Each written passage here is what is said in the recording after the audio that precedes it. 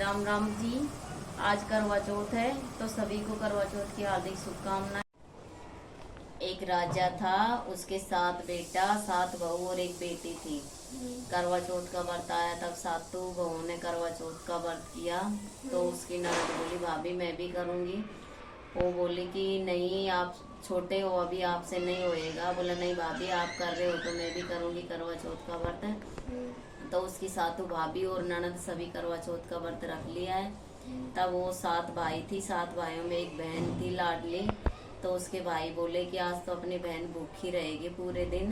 वो खेत में चले गए, खेत में से कोई काचरी लाए, कोई फली लेके आए। घर पे आके बोले कि ले बहन काचरी फली खा ले। तो उसकी बहन बोले भाई नहीं मैं करवा चौथ का व्रत कर रखी हूँ, आज अभी नहीं खाऊंगी, चांद उगने के बाद में खाऊंगी।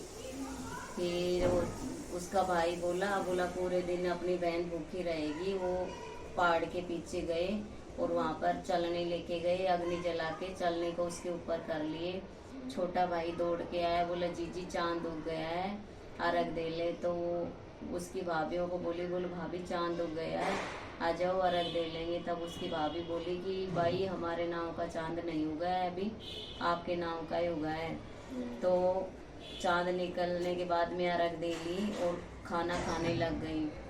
पहला घास लिए तो उसमें छींक आ गई, दूसरा घास लिए उसमें बाल आ गई, तीसरा घास लिया उसमें उसके ससुराल से नाई आ गई कि इसका पति खत्म हो गया है, इसको भेज दो। फिर वो उसकी मम्मी को बोली मम्मी क्या करूं। तब उसकी मम्मी बोली जा बेटी मेरी पेटी खोल ले, पेटी में से ऊपर जो कपड़ा मिले वही पहन के चली जा। उसने पेटी खोल के देखा तो उसमें सब सफ़ेद वस्त्र थे। वो सफ़ेद साड़ी लेके पहन ली, पहन के ससुराल जाने लगी। तो उसकी मम्मी काने के दाना दे दिया और एक सोना का टका दे दिया। बोला जहाँ भी तेरे को भीड़ पड़े तो ये काने के दाना डाल देना और जो भी सभी को बोलती जाना रास्ते में कि पगा लागू, जो भी बोले सीढ़ वह सपूती और बूढ़ है सुहागण है, पल्ला का से खोल के सोना को टको दे देना उसको। वो आगे गई तो नदी आ रही थी। तब वो काने का दाना डाल के बोली कि ये चौथ माता, अगर मैं मेरे पति का नाम की चौथ माता का व्रत करती थी तो मेरे को रास्ता मिल जाए। नदी दोनों तरफ हो गई, उसको बीच में रास्ता मिल गया।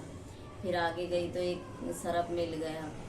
फिर वो बोली कि ये चौथ माता मेरे पति का नाम का चौथ का व्रत करती हूँ तो ये सांप की रस्सी बन जाए। वो काने का दाना डाली तो वो सांप की रस्सी बन गई।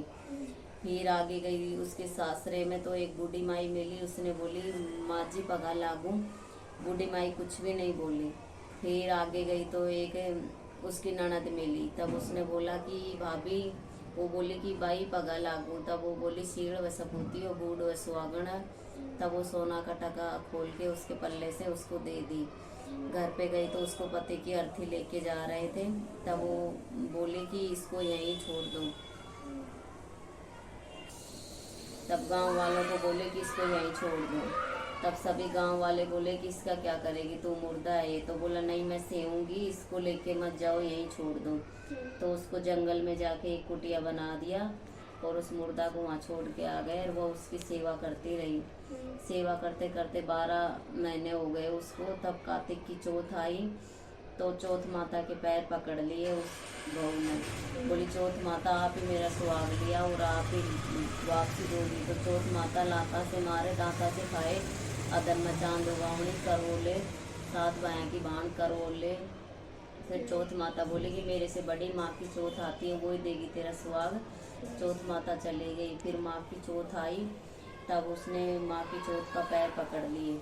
बोले चौथ माता आप ही मेरा सुहाग लिए और आप ही दो।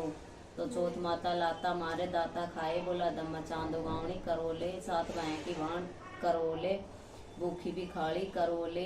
फिर वो उसका पैर छोड़े ही नहीं। तब चौथ माता अंगुली चिटली आंगली काट के छांटा दे दिए। हर हर करता खड़ा हो गया। बोला बहुत सोया, बोल बहुत सोया, बोल बहुत क्या सोए, मेरे को पता है बहुत सोए। वो तो 1 साल हो गई मेरे को मुर्दा सेते सेते। ये चौथ माता वो बूढ़ी माई की बेटी ने पहली आई जैसी कहने मत आए, पीछे आई जैसी सब ना आए, कहता न सुनता न खारा बरता न थारा नाम लेता न।